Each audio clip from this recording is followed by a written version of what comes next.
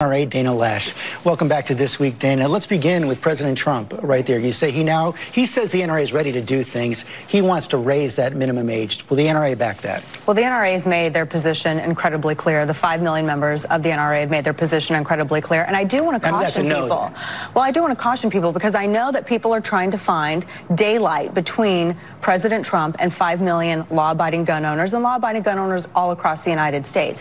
These are just things that he's discussing right now. I think that it's great that as president, he had all of these individuals, all of these constituents come into the White House. He had this listening session. He's really looking for solutions. He wanted to hear what they had to say, and that's what he's doing. So far, nothing's been proposed yet. The NRA's made their position clear. Well, but let me just say the position is you do not want to raise the age. That's what the NRA came out and said. That's correct. The president has also talked about banning these bump stocks. Is the NRA prepared to back that? Well, the NRA already called for, they already made it clear the ATF needs to do their job, and they need to make sure that their definitions are consistent. The NRA called for this before the president made a statement, before he also asked Attorney General Jeff Sessions. As you know, so Dana, the ATF they're on the same page. No, they're not. They're actually not on the same page. The ATF says they don't have the authority right now to ban bump stocks. The president has now said he wants those to be banned. Will the NRA back that? The NRA doesn't back any ban. The NRA has asked the ATF to do its job and make sure that these classifications are consistent. How about this call from the president to arm teachers in schools?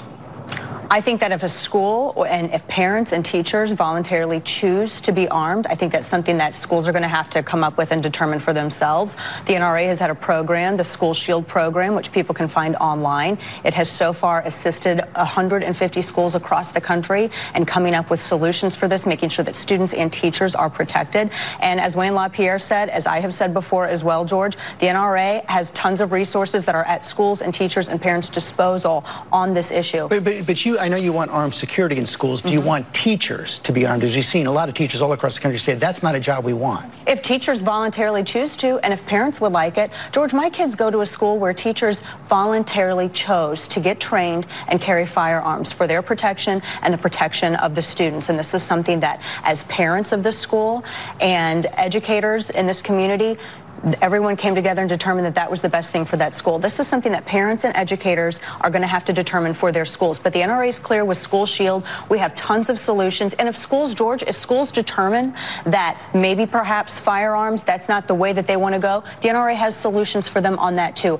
Our resources are at their disposal. A lot of people wondering how a shooter like this could get an AR-15. As you know, there have been many calls to ban semi-automatic weapons, including most recently from Republican Congressman Brian Mast of Florida, an Army veteran, lost both his legs in Afghanistan, a longtime NRA member. He says it's time to have a ban. Let's look.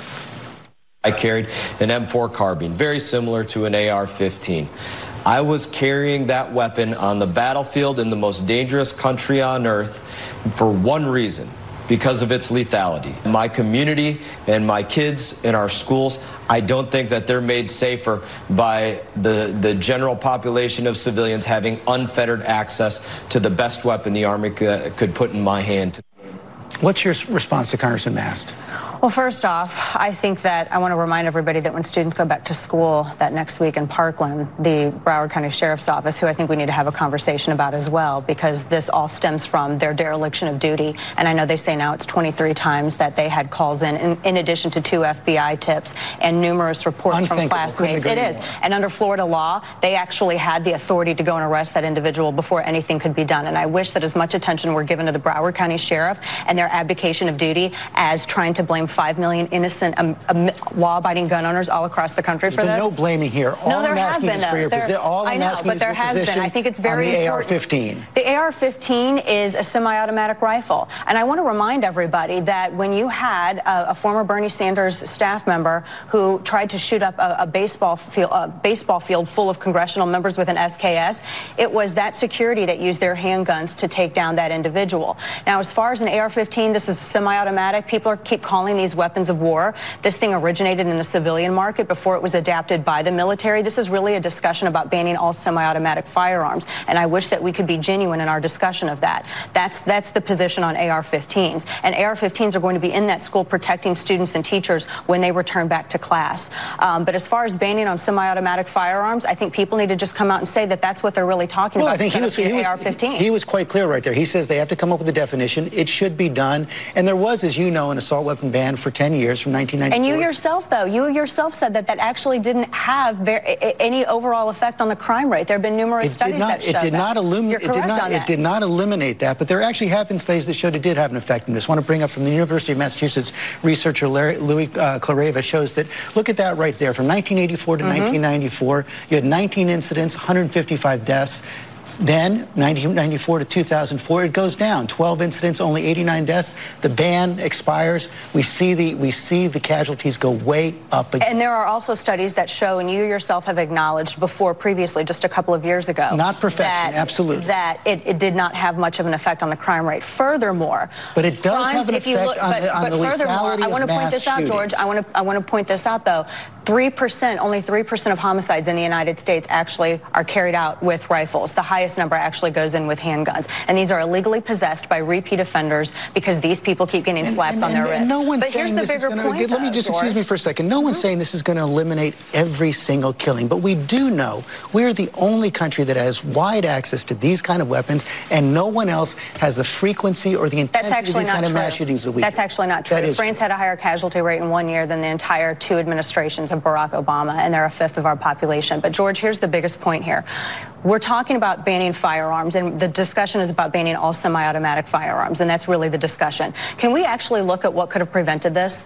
That firearm did not walk itself into the school. An individual who was allowed to go unchecked by the Broward County Sheriff's Office allowed that firearm to go in the school. This is not the fault, nor are 5 million innocent law-abiding Americans culpable for this. And many of us are parents too, George. I want to see as much attention on the Broward County Sheriff, the FBI, the 2 FBI tips, and the numerous calls. George, I'm not a member of the FBI. I'm not a member of law enforcement. But I'm going to tell you, if someone is online using their name saying they're going to shoot up a school, if they're banned from school because they've taken bullets and knives in their backpack to school, if they've been sending messages saying that they're going to shoot and kill their classmates, that to me sounds like a potential school shooter. I'm not going to argue with that. Family and neighbors called the Broward County Sheriff's Office to report this individual, and they did not follow up. That is the headline. Could not agree more on that point. That is certainly a factor. That's what minimizes this. That's what minimizes casualties when we follow up. It's one of the things that minimizes casualties. It's the thing that minimizes casualties. Almost all Americans believe that background checks for all gun purchases make a huge difference. Recent poll from Quinnipiac, 97% of Americans support that. The NRA opposes it. You know, we've seen all these NRA members I just cited. Well, and I want to point out the question for that poll, by the way, was, do you support background checks if it prevents, those who are dangerous and terrorists, et cetera, from getting firearms? So you think they just don't work? I think everybody supports background checks, and I want to point out that it was the NRA that created the NICS system. Here's the problem, George. Do you realize that right now, and politicians could change this today, they could change it tomorrow. Did you know that right now 7 million prohibited possessors can walk into a gun store and legally purchase a firearm? People who have received due process, who through violent criminal behavior are illegally barred from purchasing and carrying firearms, people who have been adjudicated mentally unfit because they're a danger to themselves and others, they can right now go and buy a firearm, because as it stands right now, only 38 states are reporting less than 80% of these convictions to the NICS system. And Dana, That's you know perfectly well the reason states aren't mandated to go through that system is because of a lawsuit the NRA filed. That's actually a grotesque misunderstanding. I'm sorry to say that of Prince versus the United States, that's what you're talking about. That case that you're specifically referring to, George, actually was a case where the federal government was trying to force states to implement and administer a federal program at the state level. However, that case that you're citing, the one that the NRA contributed an amicus brief to, says that that case did not do anything to stop states from reporting dangerous people who have been criminally convicted to the federal government. Dan, as you know, the NRA has consistently sought to defund the background check system, has fought against the background check system. But I just want to ask George. That's not true. That's not true. We created the NICS system, and we're the ones for over 25 years who have been saying that these states need to report these dangerous people. I want to get 7 million people who are a danger to others. I want to prevent them from purchasing a firearm. Don't you? I want to prevent everybody. So are you going to have politicians on this program calling them? Will you support background checks for all gun purchases? We have background checks for firearm purchases. We have background checks. Not for every single one. Give me an example. There's no mandatory background checks for private sales or for gun shows. Well, most gun shows have background checks. Here's the thing. This is all federally regulated, and the penalties are terrifying and severe. There is no loophole. It is a criminal act if you are a prohibited possessor to acquire a firearm. We need to stop calling